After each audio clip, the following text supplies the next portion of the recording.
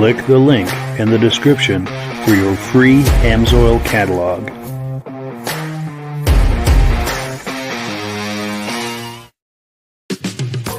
Before we get started, I'd like to give a quick shout out to some of our friends. The Eastern Snowmobile Racing Hall of Fame. Search for them on Facebook. Central Minnesota Pond Racing. Search for them on Facebook. The historic Lancaster Motel for the ultimate Eastern trail riding adventure. Crane's Snowmobile Museum at 172 Main Street in Lancaster, New Hampshire. The Vintage Snowmobile Club of America Quarterly Magazine. The New Hampshire Snowmobile Museum at Bear Brook State Park in Allenstown, New Hampshire. If you decide to advertise with the Vintage Snowmobile Podcast, this could be your advertising message.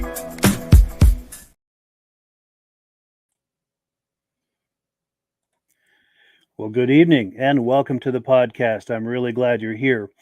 This, by the way, is the season finale of season 3 of the Vintage Snowmobile Podcast. And before we get into things, I just want to take a moment and thank everyone who's been viewing with us all along these past 3 seasons. It's been a wonderful ride. We thank everyone so very, very much for their participation, especially for all of the comments in the comment section. That really helps to make this a lot of fun. And we're going to ask for some of that tonight. Comments in the comment section, because we've got a wonderful guest lined up, and I'm sure you're going to have comments and questions for him, so do not be shy about asking those. So with that in mind, we have a wonderful lineup, a robust lineup of Vintage Snowmobile programming tonight. We're going to have the son of the late Morley Smith on with us. Morley was an engineer and designer for Alouette Snowmobile Company. He was the designer of the 1973 Alouette Sno Pro, the Super Brute, and a number of other items. So I'm sure you're going to have a lot of questions tonight. We're going to be looking at images and spending some time with Mark to learn all about that. But before we get into all of that, I want to make sure that everything is working properly. So if you can see my face and hear my voice, I'm going to ask you to leave me a comment. Let me know where you're viewing this from and whether you are a first-time viewer or a regular viewer. Now, to our first-time viewers, if this is your first time joining us tonight, I hope you have a good time with us and decide to come back here each and every week. Now, you might be thinking, well, he's contradicting himself there. Yes, this is the season finale, but in this time slot, all through the summer months, I'm going to be airing older episodes of the podcast. So come back here each and every Thursday night, and there'll be something here waiting for you. We, by the way, simulcast to 8 different places across Facebook and YouTube. So wherever you're viewing this, circle back in 1 week's time, and we'll have some Vintage Snowmobile programming waiting for you. Lastly, to our regular viewers who are here week after week and month after month, season after season, you guys are the ones who make this possible and keep this going. And we so very, very much appreciate that. Let's look at some comments here and we'll bring our guests on. My good friend John Spranger Jr. says, "Good evening, everyone from Eland, Wisconsin." Well, good evening back to you, John. Great to hear from you. Dave Lowry says, "Coming in loud and clear from Alberta, Canada. Looking forward to seeing us next year."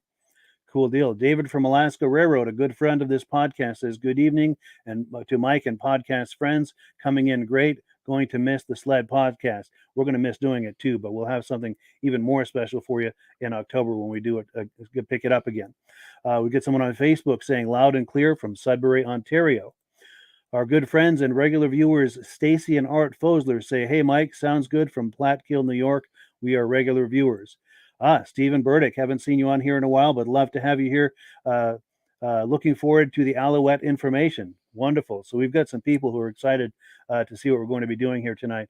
Last comment we're going to take before we get started is Reese Fleury, a good friend of ours, coming in loud and clear. He's a regular viewer. All right, well, let me switch gears here. And I just need to get myself in the right place here, bring our guests on, turn microphones on. Gentlemen, how are we doing tonight? Good. Doing good, Mike. Congratulations on 3 years. How many episodes was that? I think tonight is 61. Nice. I'd have to double check. We're in that neighborhood, 61 or 62.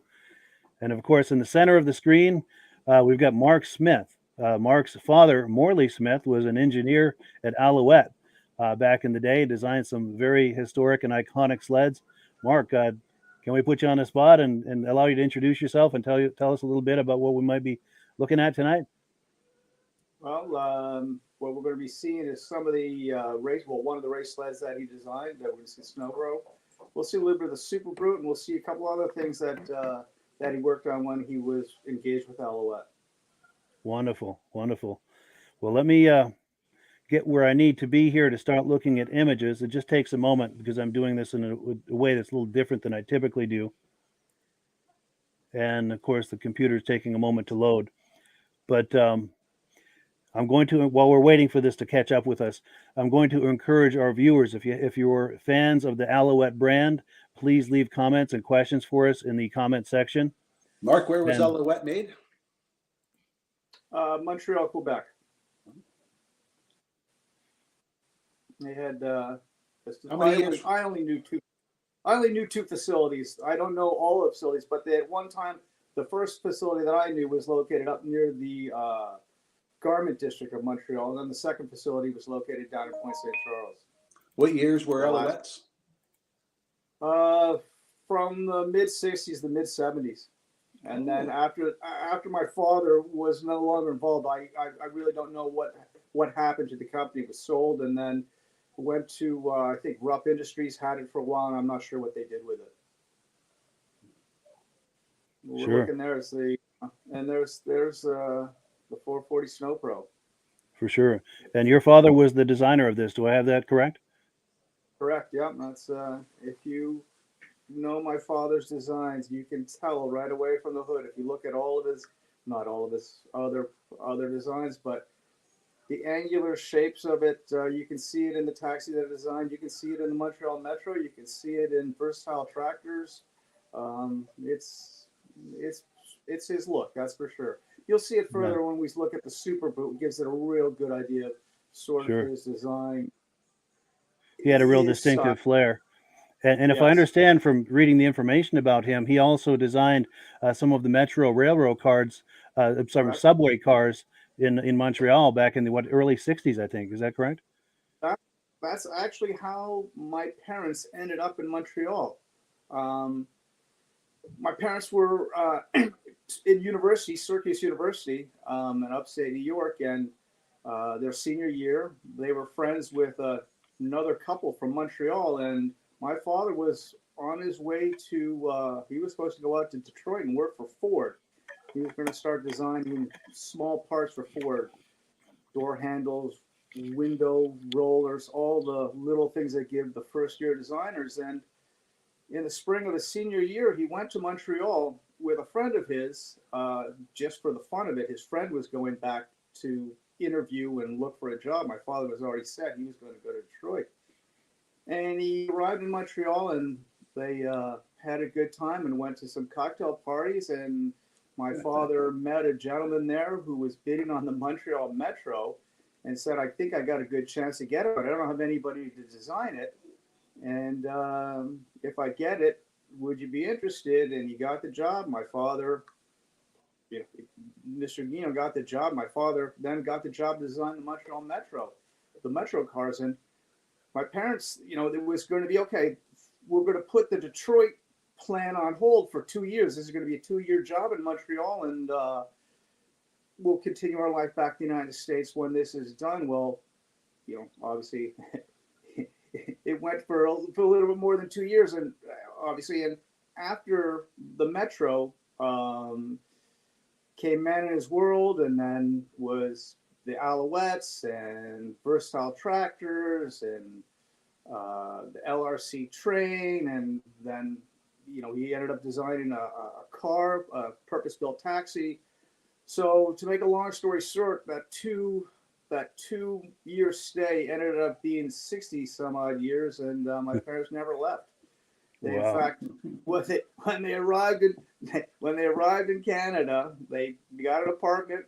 They stayed there 1 year and figured, you know what, we're gonna see if we can make some money in the housing market. They bought a house real quick and said, okay, when we leave, maybe we'll, this city was growing at the time. Maybe we'll make some money.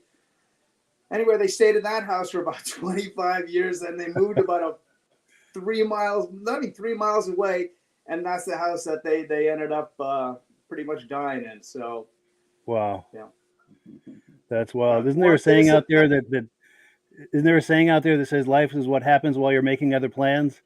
Exactly what happened. I mean, it was what turned out to be a fun little party weekend in Montreal. Ended up being 60 years here.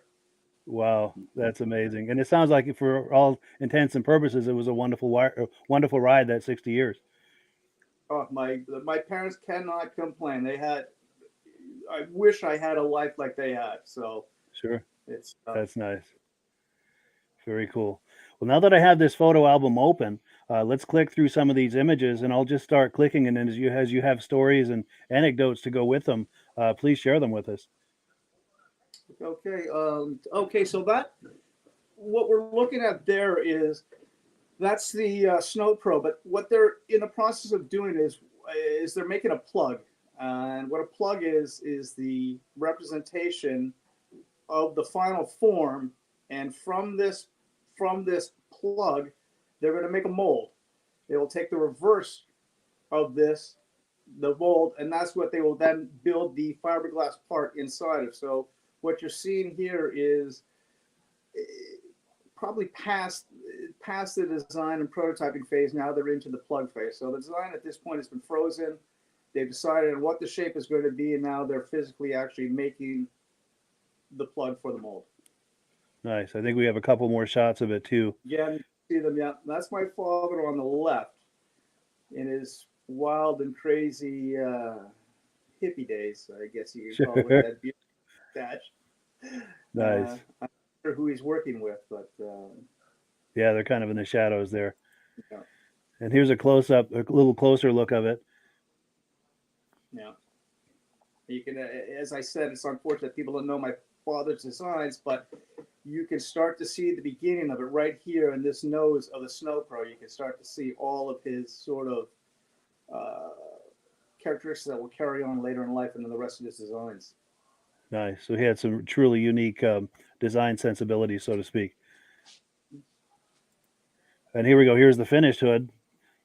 So this is nice. So this is what we pull out of the mold, and that's the finished hood, obviously. Nice. Very sharp.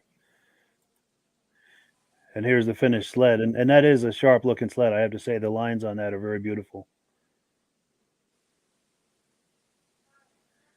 Yeah, they're ahead of their time back in those days. Yeah, for sure.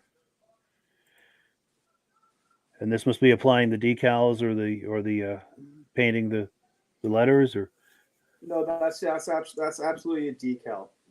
the decal, sure. Yeah, for sure.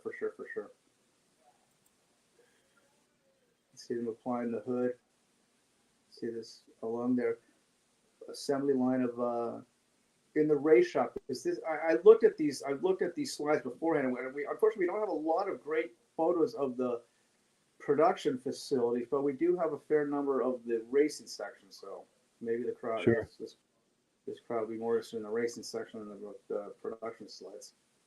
And from what I think you were telling me yesterday when we spoke on the phone, I think they had the production area for the commercial sleds in one part of the building, and then they had a separate section to assemble the race sleds. Absolutely, and it's pretty. It's when you see, if you see all the slides, it's for a small company like Alouette, when you compare them to what they were up against at the time, it's an impressive little race shop that they had. Yeah, for sure. Here we got some guys bringing in the aluminum chassis. Nice. And it looks like the engine's been attached to it. Yeah, and the exhaust system too, which is a big step in it. Sure.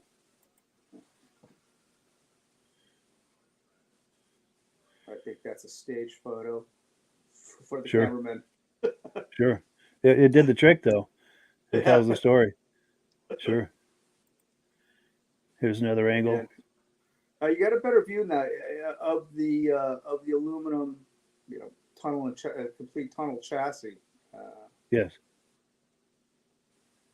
It's funny. The front end is very, very basic design, in my opinion. Yeah. Yeah, it's just.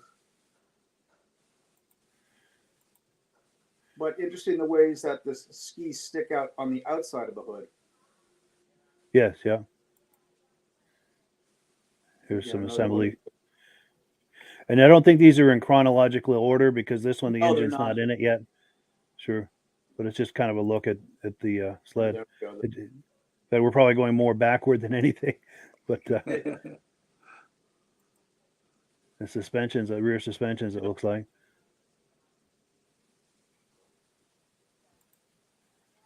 There we go, another front view of the famed chassis.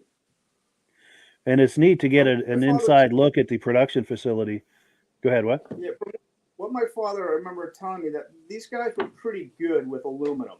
That Sure. There were some pretty skilled workers in there that knew what they were doing with a TIG welder. Nice. That's a menacing front look. Yes. There we go.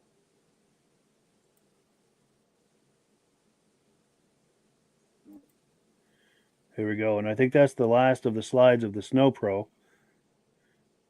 And not a lot of protection there. No, for sure, yeah. But we've got some comments coming in. So, the order of what we're going to do here, I think, is we've got plenty more to look at. But I want to take a few comments, and then we're going to do a couple of announcements. We're going to talk about AMSOIL, and then we'll get back. There's plenty more images for us to look at, and plenty more stories to tell, and all of this. But I do want to take some comments and questions. Let me find my place here. We've got Brian Taylor, a first-time viewer from Windsor, Ontario, said he would like to know all about the AX 125 motorcycle. And you're in luck, Brian, because we have some images of that, and we're going to be talking about that later in the podcast. So that's an excellent question that you asked, Brian. David from Alaska Railroad say good evening to Rob and Mark. Hi, David. And David from Alaska Railroad is a regular viewer, by the way. And we get someone on Facebook saying the 1973 Alouette Super Great Sled. Cool deal. And then our good friend Jim Layton, he's been on this show many times. He says, hey, everyone, still have a ton of snow up there in northern Maine. Very cool. Now we've got Brian Kelly saying he worked for Alouette in 1974 in the Research and Development Department on Louvain Street with Gilles Villeneuve. Wow, there you go. So it's quite possible that he would have known your father. Is that possible? Good chance. That's the facility that's up near the Garment District, the Louvain one. Gotcha. Okay. Now we've got someone on Facebook saying Alouette's entry for the new 1974 Sno Pro circuit was the legendary twin track. Yes. And let's see, we've also got Mark Sperandillo. Thanks as always for a great podcast. Mark in Connecticut. Well, thank you for viewing. We appreciate that compliment. Oh, pardon me. I've got a tickle in my throat tonight. David from Alaska Railroad says, these photos are very interesting. It's awesome seeing the building of the sleds from those days, for sure. Now, David also says it's amazing how those sleds resemble the Rups. Yes. And Reese Fleury says, how many of the Snow Pros were made? Do we know that? I don't know, but there is a photograph, and it's pretty impressive when you see how many hoods are lined up. And you wonder, it's like, how many crashes can they have in a season that they need so many hoods? Sure. Well, if you knew Villeneuve, he had a lot of crashes. Yes. Well, more likely his brother Jacques, who was crashing the hoods, than Jill. Yes. Sure. And then my good friend John Spranger Jr. says the Canadians built some awesome race sleds. Very cool pictures. Yeah, for sure. For sure. Now we've got someone on Facebook saying, great work. Keep up the Snow Pro. And then Stephen Burdick out west. I think he's out in Idaho, or maybe it's Oregon. I think it's Oregon. But anyway, he says he owns a small collection of Alouettes. Yes, he does. And he's had them on the podcast here before. He says, I was just looking at the 340 Super, wondering if it is the one he currently owns. How cool. That's entirely possible that it made it out your way. And let's see. Then we've got Armand Buto from Pittsburgh, New Hampshire. I was spending some time with him just last Saturday in Island Pond, Vermont. He says they've got a new layer of snow in Pittsburgh, New Hampshire, and they're still riding up there. And also our good friend Josh Leverker, who's been on the podcast many times. He said those sleds were great looking and fast. Absolutely. Well, cool. So that's it for comments for now, but we're going to shift gears here. We're going to talk about Amsoil for a few minutes. We're going to do a couple of quick announcements, and then we're going to get right back into it, folks. We're just getting started. We've got plenty of images, plenty of stories, and plenty of opportunities for comments, questions, and all the rest. But if you're ready, Rob, I'm going to put you full screen and give you a chance to talk to us about Amsoil. No, I'm not ready. Yeah. Run away. Good evening, folks. All winter long, we talked about the snowmobile, the Interceptor, how it gives you more horsepower, more performance, and how Amsoil gives you an extra year warranty on all the machines. So if you bought a new machine this year, if you run to Amsoil would give you a year warranty on it next year. Now, snowmobile season's coming to an end, and if you get one of our catalogs, you'll notice that we have a complete line of engine oils, diesel oils, hydraulic compressor, and play toys, ATV oils, boat oil. We have an ATV kits. We have a complete line of Harley products, 20W50, the primaries, and transmission oil for all the Harleys. We have the Metro oil for the Gold Wings and all that. We also have the dirt bike oils. We have the side-by-sides and the ATV oils, and some comes in kits. So if you want more information about all the products we have available, or if you want to know how to buy it directly from Amsoil and save 25% on all the discounts, get a hold of Mike. His email and his account number will be on the bottom. We'll send you a free catalog, tell you more about Amsoil, and for only $10, you can get a preferred account. By being a preferred account, you save 25% on all the products you're buying. If you buy $100 worth, they're going to give you an extra $5 coupon. You do that 4 times, you get a $20 coupon. The following year, it only costs you $20 to renew, so you can get your renewal free. And right now, if you order $49 worth of Amsoil, free shipping. It's normally $100. But from March 22nd to April 11th, you order $49. Because some of our Harley kits are under $100. So if you order a Harley kit or an ATV kit, you can have it shipped to you free for only $49. For more information about the Amsoil product, Mike's his account number should come across the bottom, and how to order a catalog to tell you all about the Amsoil products. Absolutely. Link in the description for everything we've just talked about. And I have to say that when you click those links and order using my referral number, Rob and I both benefit. In the interest of full disclosure, I'm signed up as an Amsoil dealer under Rob. And when you order through us, Rob and I both benefit. It's a wonderful way to support the podcast because the commissions I make, the Amsoil commissions I make, go directly towards supporting this podcast and offsetting the costs associated with this podcast. So I thank everyone who's been ordering Amsoil using my referral number, and I thank you in advance if you're considering it. And like I said, everything's in the description, links and everything that you need is there to get started. And the only thing, other thing I wanted to talk about is I've got an event coming up. I was just talking about our good friend Josh Leverker. He is hosting an event it's going to be Memorial Day weekend in Lowville, New York. All of the details are here on the screen. It's going to be a wonderful show. I would love to go, but we've got plans to go camping that weekend. But it sounds like it's going to be a really cool show. So, pardon me, if you're curious about that, Lowville, New York, Saturday, May 27th. It's going to be a great show. By all means, check that out. We're going to take a couple more comments, and then we're going to get right back into talking about Alouette. Here we go. Okay, Steve Woodward is saying Mark is too far from the mic. Oh, yeah, if there's any way, Mark, you can get a little closer to your device. Sure. There we go. That'll make for better audio. Thank you for telling us that, Steve. We appreciate that. Brian Kelly says, I'm a first-time viewer from Hudson, Quebec. Just joined and talked to Daniel, who told me of the podcast. Oh, and I meant to, I owe everyone a big apology, especially Daniel. Daniel Beauchamp is a good friend of this podcast. He's been on here many times.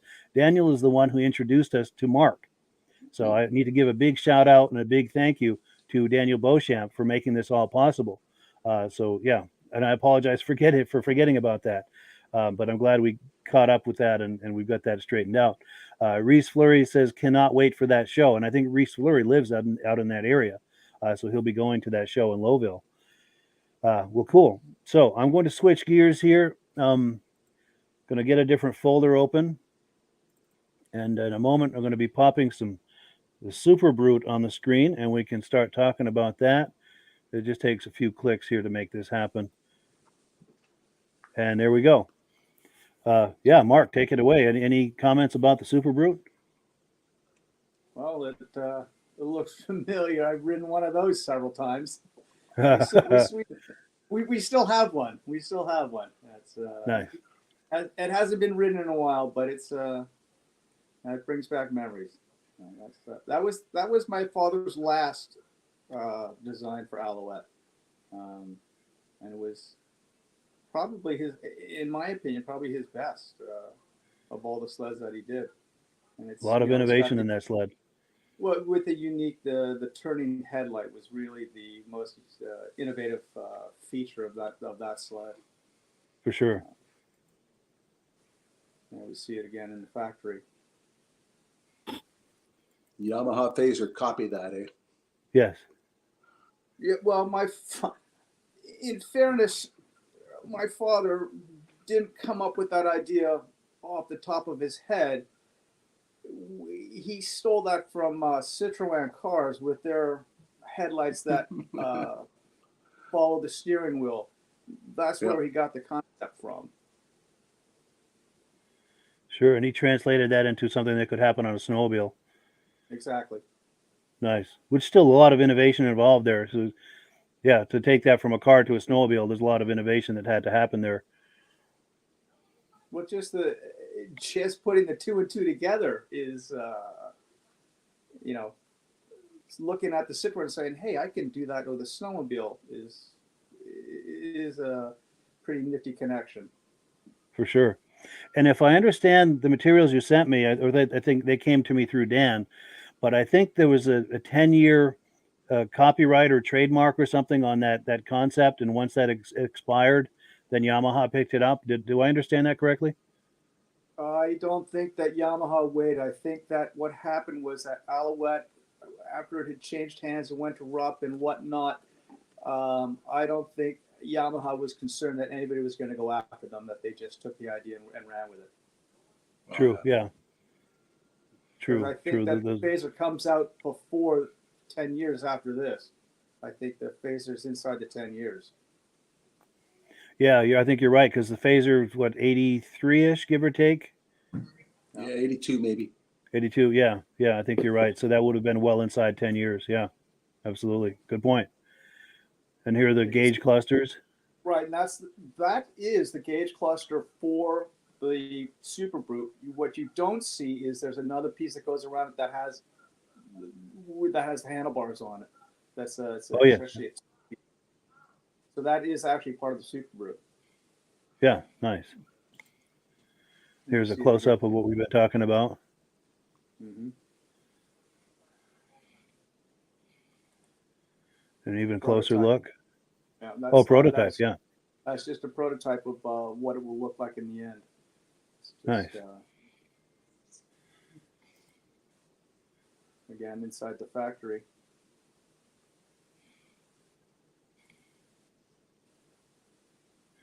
When you That look is a at really some, sharp looking sled. Go ahead. when you look inside some of these slides of the factory, it's really quaint in comparison to the way things are assembled today. Sure. It's almost as if somebody's doing it in a very big garage. It's just like, yeah, we're going to go out into my garage and start building snowmobiles. It's really, it's Nice. not at all that compared to where things are assembled today. How many For people sure. were in the factory?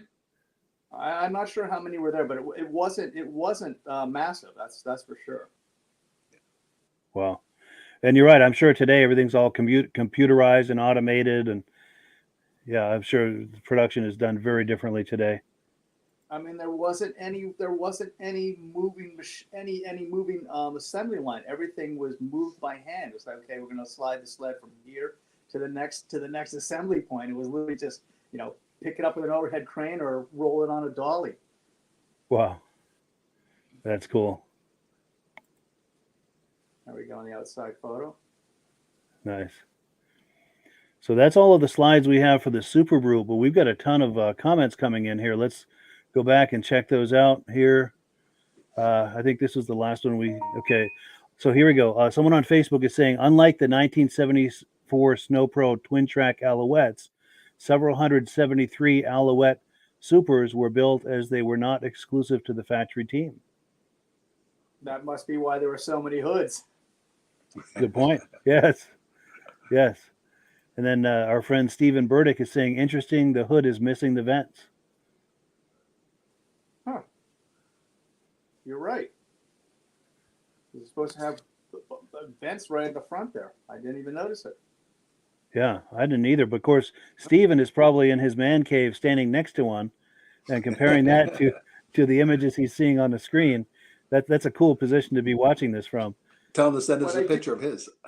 Yeah. But I do know that the picture of this particular sled, is not a complete sled because there's another photo of it and it's missing the interior, one of the dials that goes on the interior steering cluster. It's actually missing one of the dials. I guess they didn't have a dial and they quickly took it outside for promotional photos. Gotcha. Anyway. So this might be a prototype or something, late stage prototype or something? I don't think it's a prototype. I think it was just hadn't finished production. That it was pulled off the line for promo photos. Gotcha. And then they brought it in and finished the production. Yeah. Sure. Now we've got someone on Facebook wondering if this was made for cross-country racing. Not that I've ever heard of. Okay. It was just regular pleasure market. Sure. And then Reese Fleury says Ski Rule had that headlight also. Okay. And then Stephen Burdick, oh, pardon me. I've got a tickle in the throat tonight. My apologies. Stephen Burdick says those are not Super Brute pods. Okay. Pods? Yeah, I don't know if he means the handlebar cluster. I'm not sure. Oh, wait. Okay, he's got another comment here. Snow Brute pods. And then he says the 84 was the first phaser.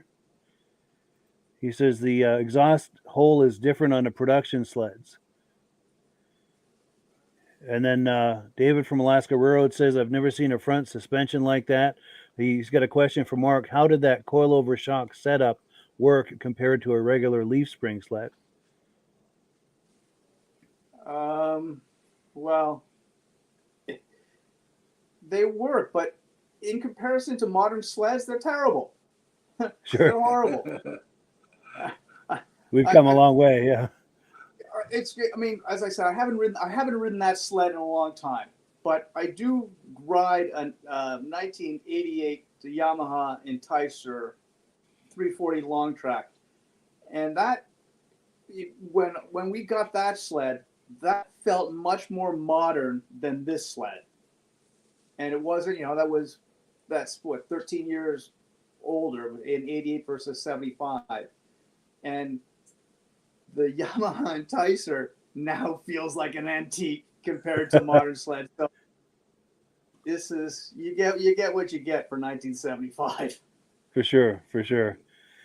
And then let's see, we've got Brian Kelly. 84 was the first year for the Yamaha Phaser, but may have come in 83 and called it an 84. That's possible.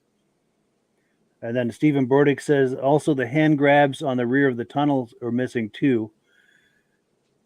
And then John Springer Jr. says the 440 and 76 had a liquid cooled Zibora engine that Rupp used also. And then Brian Kelly, pardon me, says big problems with the hoods with new motors overheating. And then Stephen Burdick says suspension was called the Skizorber. That's Cool right. deal. I did not know that. I forgot. Nice. That's one of the cool things I like about the engagement on this podcast is all this information going in both directions. It's wonderful to be in the middle of all that. Yeah, some of these guys have that sitting in their garage, eh? Yeah, that's a real cool vantage point to be viewing this podcast. For sure. So those are all the slides we have for the Super Brute. Let's see. Now we've got another folder here with just some production photos. I think they're working on a hood. Let me pull that up and see what kind of comments we can get going on that. Any thoughts on that, Mark? That is, can't tell if that's just prototyping or if they're starting to make the plug. Okay. And I don't really recognize what model Alouette that is. Hard to tell. But maybe some of our viewers will know. But go ahead, Mark. I'm sorry. So I'm guessing that they're prototyping, and they've probably taken an existing sled or chassis, and they're now working on next year's model shape. Is what I'm guessing at. And they probably started with something in foam core to shape it, and might have gone to, after they've done it and did it in foam core to get the shape, they may have gone to wood, or they may have gone right on top of the foam core. I don't know. Sure. But that's what it looked like to me. Yeah. And here's a different angle of it. Yeah, you can see all the rough sanding on the ground from ferrying it. Oh yes, you're right. All the debris there. Yeah. And the guy with a flying putty. And I'm looking, and I can't, it's funny. I can't, from the shape, I can't really identify it right away. Yeah, me neither. Now, is this your dad standing here? That's my father. Yeah. Wonderful. Yeah. And that's very cool. But this may be from the 60s, because that's not mid 70s. That's not his look from the mid 70s. So this is earlier in the game, probably. This may be from late 60s, early 70s. I'm guessing for the year of that. Sure. By looking at my father. Oh, and we've got some comments coming in. We've got Stephen Burdick saying, thank you so much for having Mark Smith on tonight. Cool. No, you're very welcome. And then John Chatterley says, Silver Cloud. Is it possible this was a Silver Cloud that we're looking at? That would have been my guess also. They had a sled called a Silver Cloud that they stuffed a rotary engine in it. Yeah.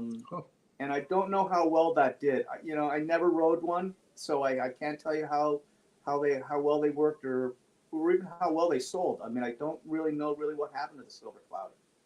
Sure. But that could be, now that you say Silver Cloud, that's probably what it is. It looks most likely like that. Sure. And then we get someone else saying it's possibly the mini Alouette.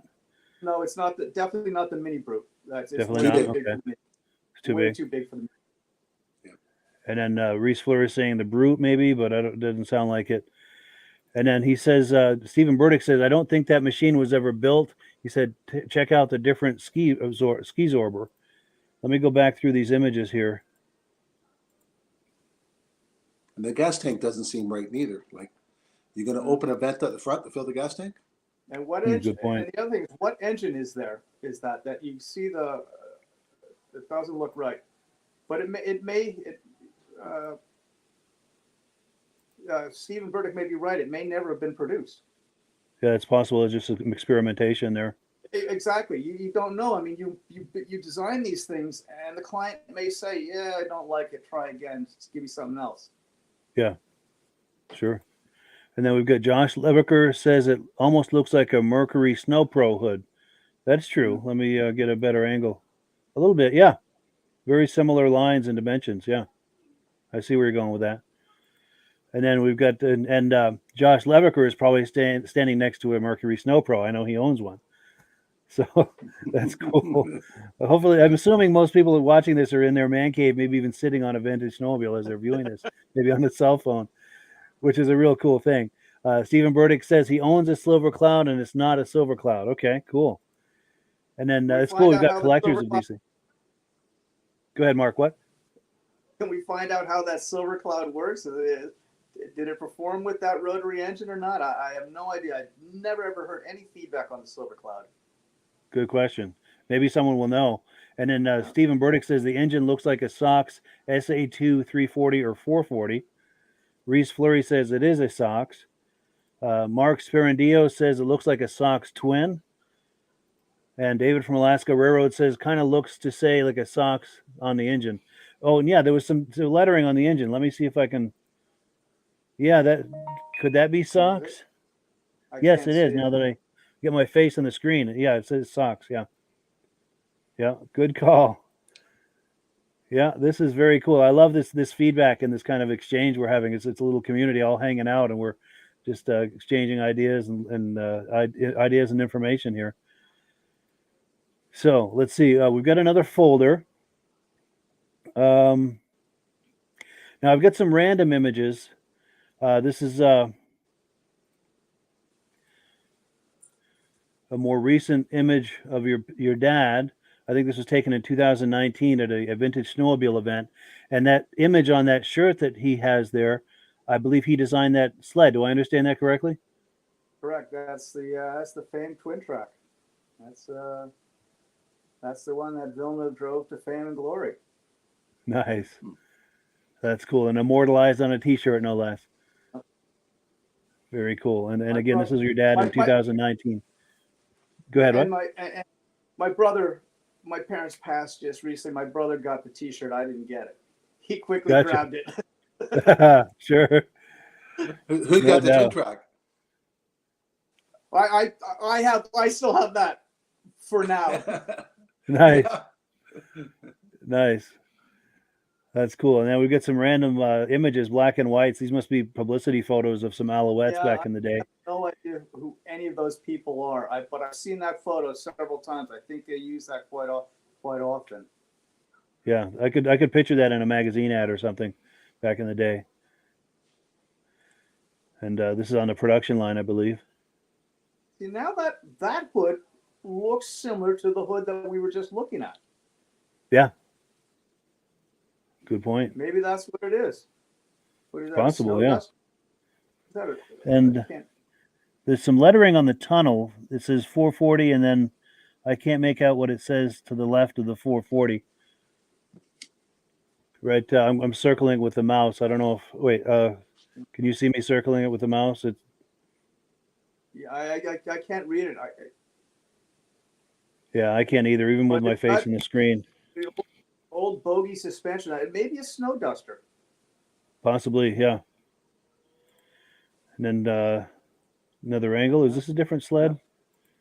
Yeah, that's a different. Didn't have the logo on. A different sled, yeah. Yeah, a different sled altogether.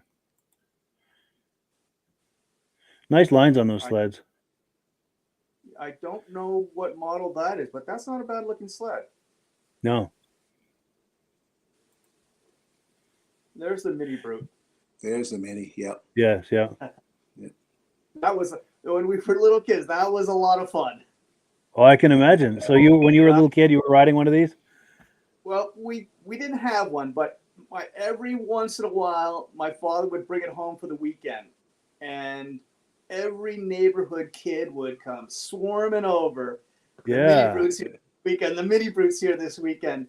But my parents everybody had to wear a helmet if you were going to go on it. And so we have all kinds of home photos now of neighborhood kids with hockey helmets, football helmets, someone's ski helmet. All kinds of crazy helmets can get on the mini brute. Wonderful. Yeah, that That's thing cool. did the kitty cat. Yeah. Yeah. Yeah. Better Kitty cat lines would than the get- kitty cat. Kitty cat would get stuck. That would go through it. True. And this was more, the lines I think are prettier on this than the kitty cat. I love the kitty cat, but it was kind of boxy. Nice. Let's see here. We've got a couple more folders. Are we ready for the Samac? We're going to see the 125. Oh yeah, I'm sorry. Yeah, let's do that first. Yeah, good call. All right, we had a viewer who was interested in the 125 earlier. And there it is. Yeah. Now that was a quick design prototype to put into production. They came out with that super fast to compete with the Bombardier Can-Am. They didn't really do much. They didn't do much testing. They didn't do much. A lot of design. It was sort of, here's the shape of a motorcycle. Let's go. Yeah. Because when those Can-Ams came out, that was kind of a big deal, as I remember it anyway. In our town, it was kind of a big deal. Well, I can tell you this: the difference between the AX 125 and a Can-Am 125 are night and day. Sure. I mean, I'd love to say I like the Alouette better, but the Can-Am was a better bike. Sure. No doubt sure. about it. And this is your dad in the red shirt on the right there? No, I have no idea who those two gentlemen are. Oh, okay. All right. Sorry. Yeah. But you can Alouette see only make the one motorcycle? It's like making one motorcycle at a time. No, but they only made the one size. They only made, this was it, the one model, and they only made it for a few years because I guess when Rupp took over, Rupp didn't want to continue with the motorcycle, so it was only made for a few years, 2 years, maybe 3 years at most. Sure. And they didn't, and the production numbers, you can see the gas tanks. I don't know what the production numbers were. You know, I've heard 800, 1,500, 3,000, but they weren't big numbers for them. I don't know how many they actually end up doing, but it wasn't huge. Sure. And this is what, fenders here? Yeah, front fenders. Yeah. Fiberglass front fenders. Can you believe it? Wow. Not even soft plastic. Wow. Easier to repair. That's the motorcycle I learned to ride on. Wow, that's cool. Very cool. In a farmer's field. Nice. You still have that? Still have it. Yep. Oh, you still have it. Wonderful. Yep. That's a 125 Enduro. And when that bike came out, and my father, he started as a daily driver. He would drive it from the West Island to downtown Montreal every day to and from work in the summertime. Well, for the couple summers that he was doing. And even one time with me on the back, we drove from Beaconsfield, Quebec down to Napierville to watch the drag races over the Champlain Bridge, down the 50 to Napierville, and then back up and home on the way home on the 125. That's amazing. Very cool. Now we got more comments coming in. Let's see here. Just finding my spot where we left off here. Okay, Stephen Burdick says the Silver Cloud has a single rail suspension that Arctic Cat reintroduced on the Alpha. A good point. Yeah, just in the last few years. And Greg Martin says, great show. Thank you, Greg. We appreciate that. Roger Cormier says, Eliminator 440. Maybe that's the mystery sled he's wondering. Oh, no. And Josh Leverker says, how many 72 Junior Mini Brutes were made? Our club just purchased one for this coming year's sled season for their raffle as a fundraiser sled. Any idea how many of those were made? I haven't got a clue. And I think the Mini Brute sort of falls into the same category as the 125. I don't think it was a big seller. I don't think they made a whole bunch of them. I think it was a very limited run. Sure. Now, Brian Kelly, he used to work at Alouette. He says he worked on that bike as well with the Sachs motor. It has a Sachs motor, yeah. Cool deal. And then Brian Taylor says in 1973, 350 were made. 74, about 900 were made. Yeah. And are we talking about the Mini or? This is the Or 125. Oh, the 120. motorcycle. Okay. Yeah. Gotcha. Okay, we're talking about the bike. All right. And oh yeah, Brian Taylor says he'd love to have those molds now. I imagine there'd be some value to those. Brian Taylor says I keep track of all the AX VIN numbers. Cool. Yeah. And then Stephen Burdick is asking, where is Mark Smith from now? I'm in Beaconsfield right now. Nice, west of Montreal. Yeah. And Brian Kelly says Featherlight sold and eventually Coleco bought out and filled the warehouse with hockey games. Interesting. So that facility was eventually bought by Coleco. And When they do I understand? Coleco, when they moved to Coleco, that's when they moved down to Point St. Charles from Okay. the Chabanel area down to Point St. Charles when they moved to Coleco, when Coleco took over. Gotcha. All right. And Brian Taylor is saying that pick of the AX he thinks might be a mock-up. Could be. Sure. Nice, nice. I love the feedback like this, how we can interact this way. This is wonderful. And I think we've got one more folder. Yeah, I think our only folder left now is the SAMAC, and we were saving that for last, right? Yes. Okay, good. Let me pull that up. And this is a very innovative sled. I've got some questions of my own about this, and I'm sure others will as well. Let's get that on the screen. So this is a dad. This is a sled your dad was involved with as well, correct? Yeah. So this happened many years after Alouette. This happened probably around 1980. I guess probably around 87, 88, because the Yamaha Enticer, the 1988 Yamaha Enticer I was talking about earlier, we bought to use as a test sled. So this must have been right around 1988. What happened was we were approached by some people who had were doing a job for the federal government. They wanted somebody to design a machine for the high Arctic, specifically for the high Arctic, for the needs of the Inuit trappers and hunters.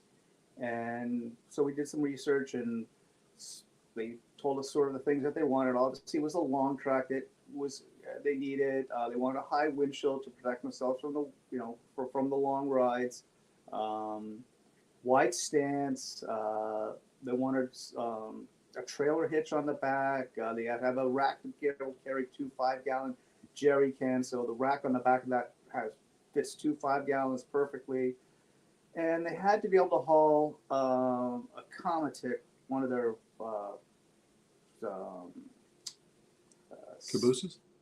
cabooses, but a loaded Comatic with, I don't remember how many elk or polar bears or whatever it was that they were hunting, but there was a certain weight that it had to haul.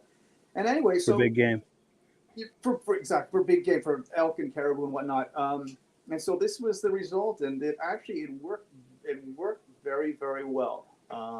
It's unfortunate that when we had finally gone through all the sort of prototyping phases, this one that we're looking at was one of the last ones. I can tell by looking at the steering bars, there's no instrument cluster there, and they want that removed. There was originally, we had an instrument cluster there, and for some reason I don't remember what it was, but they wanted it out, so it was removed. The key gauges are on the hood. That you look down on the hood to see the gauges. Sure. Anyway, that was the genesis of that, and we ended up building about a dozen of them. And this was phase 2 of the SAMAC project. This was a floating sled. That's a foam core chassis tunnel, and it actually floats. It's got a 340 engine in it. Also had buoyancy. That tunnel had buoyancy to it. Exactly, and the skis were foam too. We thought it was a great idea because you fall through the ice up there, you got about 30 seconds before hypothermia is pretty much Yeah. going to take you, for good. At least this way you could be standing on your sled and you get a soaker, but you wouldn't die. Yeah, you try to paddle your way to the edge or something. Yeah. Anyway, the Inuits were impressed, but they sort of kind of laughed at us, like, yeah, well, when one goes to the bottom, we just sort of call the government and ask for another one. So, real lot Ouch. of Ouch. anyway. Sure. Now, are those concave skis? Honestly, they're floating skis. They're foam skis. Oh, they are. Okay. They're not. No, they're not. They're foam skis. I can't remember what's on the bottom of them, because there is something on the underside. And I don't know if it's aluminum or it's steel or not. I can't remember, quite frankly. I'll have to look. It's out Gotcha. in the country. Still have Sure. that one also. Oh, you still have that? Yeah. We'll have to have you on the podcast sometime again for a walk around of that. Yeah. I'll have Or even if you want to just take your cell phone with a camera and walk around, hold it horizontal like this and walk around it and talk it up. We would love to have that on the podcast sometime. Yeah, it's unfortunate. I should have done it beforehand, but Well, that's all right. It's just an excuse to time. have you on here another time. That's right. Next time. Well, I'll get better slides next time too. Sure. And then we're saving the best image for last. And here's your There he dad is. on the Samac. Yeah. Very cool. So they only built one of those? Only one. Yeah. Only one is. And we're like, yeah, this is a great idea. It's like, yeah. We let him go to the bottom, get a new one. Unreal. Well, let's see. We've got some last comments coming in. Here we go. Brian Taylor says he has 5 of those AX bikes. Wow. Cool deal. And then Stephen Burdick says, go ahead. That's got to be the largest concentration of Alouette motorcycles anywhere. Quite possibly, yeah, for sure. And then Stephen Burdick says, can you imagine how cool that IFS suspension on the Semar would have been on a mid-'80s Alouette Super Brute? Good point. And then our good friend Glenn Ford says, what was the sled powered by, the Samac? The Samac sleds, I'm going to get the name wrong of them. They're ultralight engines that we bought from the upper Midwest in Minnesota. And I think Cuyuna, Cuyuna, Cuyuna, I think. Yeah. It's something, I'm not spelling it correctly, but I'm pretty sure that, or CU, yeah, I think it's CU. Anyway, that's who we got, where we sourced the engines for the Samacs. Nice. Quite good nice. engines. Yeah. And then James Spranger, I'm going to give a shout out to James Spranger. He's the twin brother of my good friend John Spranger Jr. And he's paying us a compliment super show tonight. And he's a regular viewer from Wausau, Wisconsin. And I'm going to indulge for a moment and I'm going to show you a picture of his twin brother John and I over Christmas. We got together for lunch. He's from out in Wisconsin. He managed to be out here for the holidays in Vermont, and we got together and had lunch and had a real nice time. So just as a shout out to James, pop up a quick image of his brother and I. And then David from Alaska Railroad says, awesome show. I learned a lot tonight. Very cool. Appreciate that compliment. And someone on Facebook says this was a great show tonight with fantastic pictures. Oh, and here we go. We've got information on that engine. Mark Smerendillo says Cuyana, Cayana maybe? That looks like the spelling. Sure. And Mark, do we know where that was from? Is that North America or Europe somewhere or Asia? Or be curious to know where that was made. And then my good friend John Spranger Jr. says, awesome show tonight. See everyone in October and be safe.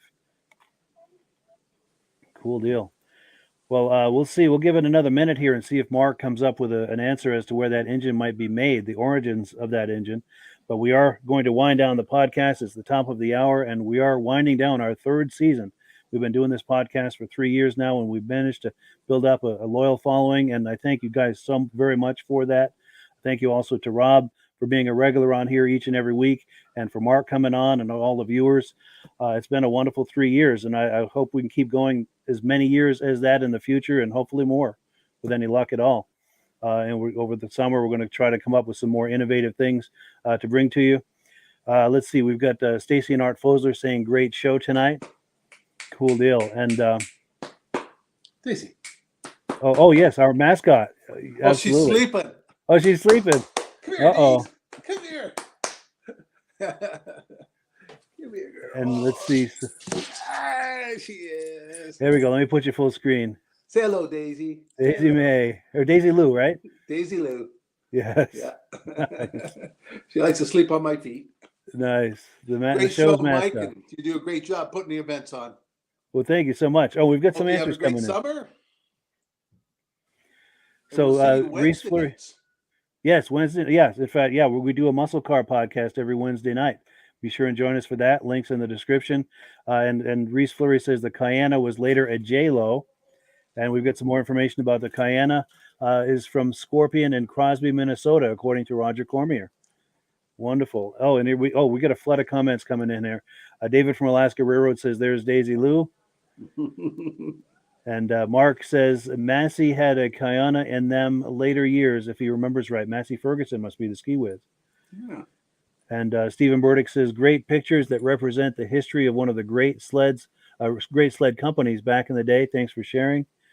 And then also someone on Facebook is talking about the Racers reunion at St. Germain, Wisconsin, August 19th. Is that the Scorpion reunion, or am I confusing that with something else? I think I'm confusing that with something else, but yeah. Or is that Mercury team? Tripar. Yeah, that's possible. That's possible. And then Reese Fleury says, thank you all for a great show. See you in October. And yeah, we're at the top of the hour, so it is time to wind it down. But great information, Mark. Wow, thanks You for having me. got a nice collection there. Yeah, thank you so much, Mark. If we do it again, I'll bring better photos. Yeah, as I said, my parents passed, about a year ago, and we're still pulling out their house, and we're finding this and finding that. And I'm sure there'd be more slides to be found somewhere. So, and I'll get them transposed to a digital format, so easier to share with everybody. Wonderful. Yeah, and any memorabilia or anything like that you happen to stumble on, and yeah, we'll have to have you on again next fall, and continue this out. Oh, here we go. Let's put that full screen. That deserves to be full screen. Yeah, I found this. I found this the other day. I'm not even sure what it was. I guess it's an Alouette emblem, and I don't know how it attaches. Anyway, that I found that in amongst my father's things. Wonderful.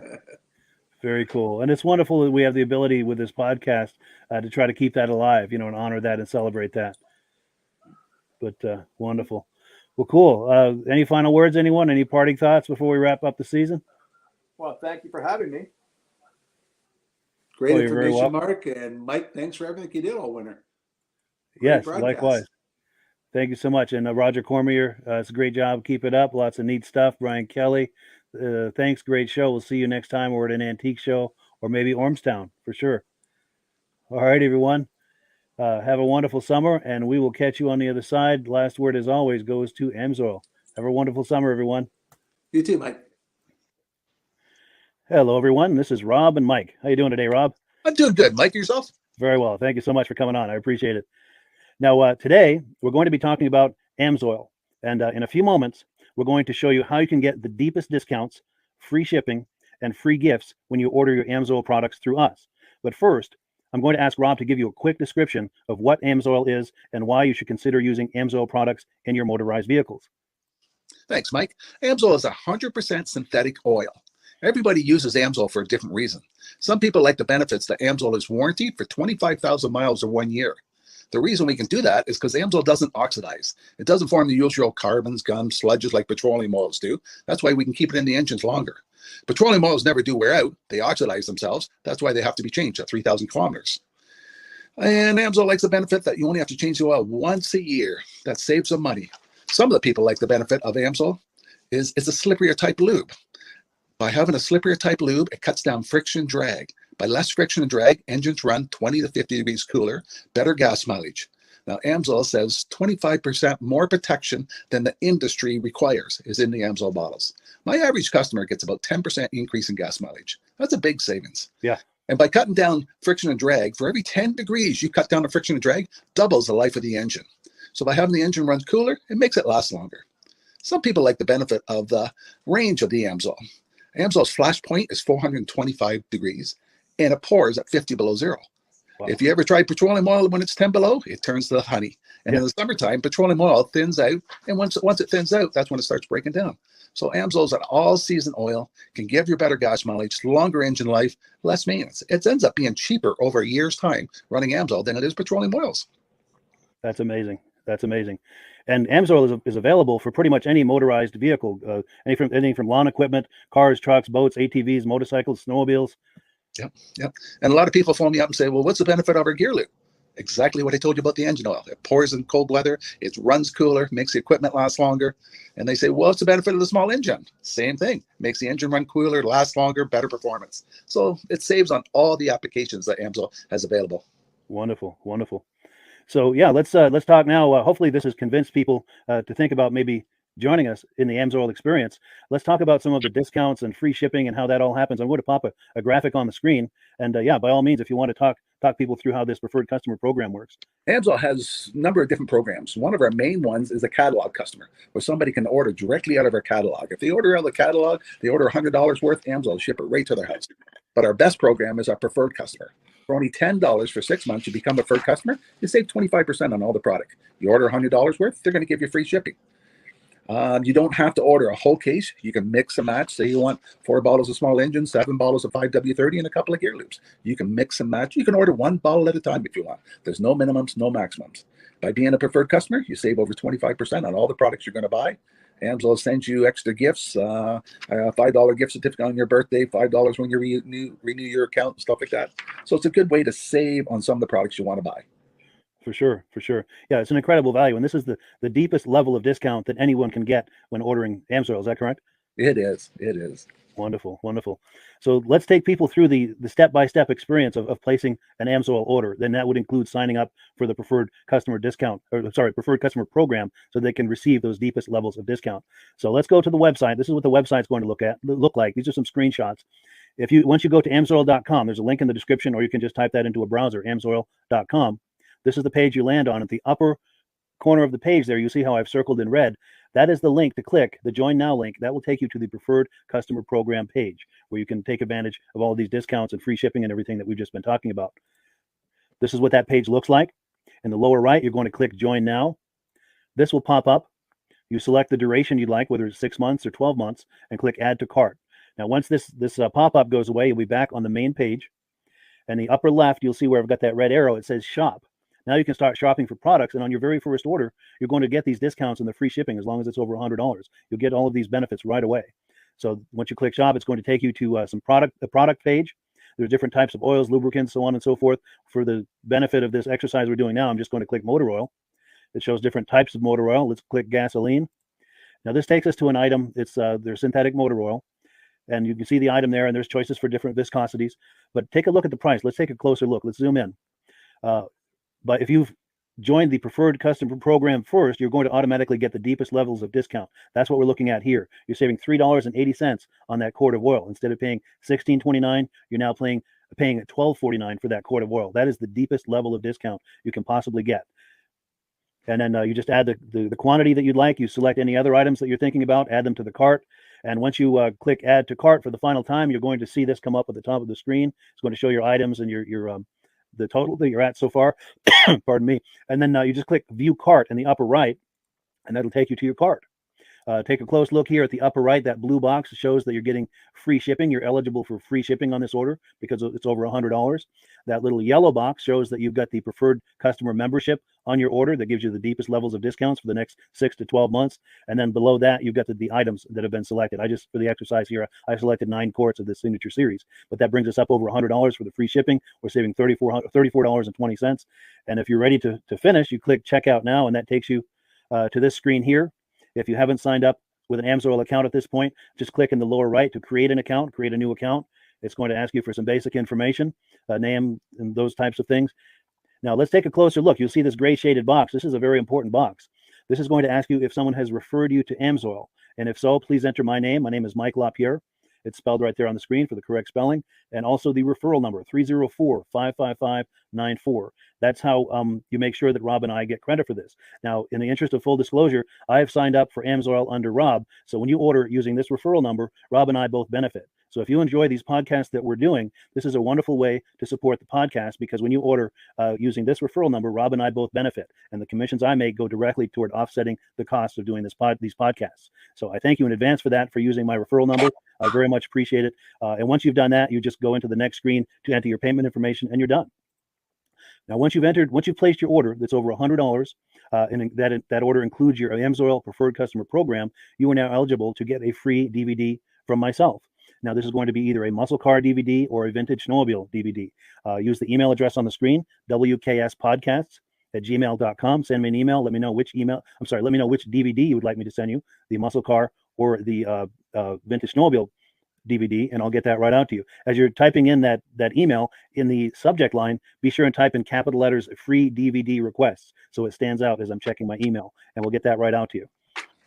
So I guess the last thing, Rob, that we wanted to talk about is if someone is considering AMSOIL as a business opportunity. Yes. If anybody has a retail or a commercial account and they would like to buy directly from AMSOIL, just send Mike a line. He'll show you how to set up, and you can buy directly from AMSOIL. But if you are interested in starting your own part-time business, a part-time business that can grow into a full-time income, Mike and I will show you the AMSOIL marketing plan. AMSOIL has a large selection of products that cover almost every application. So it doesn't matter if you're into snowmobile, boating, or ATVing, or hot rods. We have an oil for every application. It's a fun type business that's I really enjoy doing. Where else can I go and have fun and make money doing it? And Mike and I are here to help you all the way along. If you need any help on how to promote or to find new accounts, we're here to help you. For sure. So when you sign up under that number, this 304-555-94, you're getting Rob and I as a team. Now, Rob has been doing AMSOIL for 40 years. Can you believe that? 40 years. So he knows every aspect of this business, and he knows all of the ins and outs of the products. So he'll be able to help you with any kind of product questions or any kind of questions to show you the different business models that you can do with AMSOIL. And then the other thing that you get when you sign up under me is I've got a strong background in social media. So if you need some coaching on how to generate AMSOIL leads using Facebook and YouTube, I'm happy to coach you with that when you sign up under Rob and I. You get both of us as a team to help you, to coach you, to support you, whatever you need to get you off and running with this business and having fun with it. Like Rob said, it's an enormous amount of fun. If you're like Rob and I and you enjoy going to any kind of boat shows, car shows, motorcycle shows, snowmobile shows, anything with a motor, you like going to those shows, those events, those races, this is a great way to turn that into a income opportunity for you. Yes. And just by wearing my AMSOIL hat at one of these events, people come up and ask me about AMSOIL. People don't know where to buy it, and I'm there to help them, show them where they can buy the product. Perfect. Well, cool. Well, this is great. Any final thoughts, Rob, before we wrap it up? AMSOIL's a fun business. AMSOIL's been around since 1968. It was the first synthetic oil to be AI approved. Wow. Yeah. That's amazing. And that's very early in the game too, isn't it? Yes. For sure. Well, good. Well, thank you so much, everyone, for viewing. Hopefully, we've gotten you excited as we are about the AMSOIL products. We'd love it if you could join us either as someone who uses the AMSOIL products or to join the AMSOIL team as a business opportunity. And we thank you so much for viewing. Have a great day. You have a good day.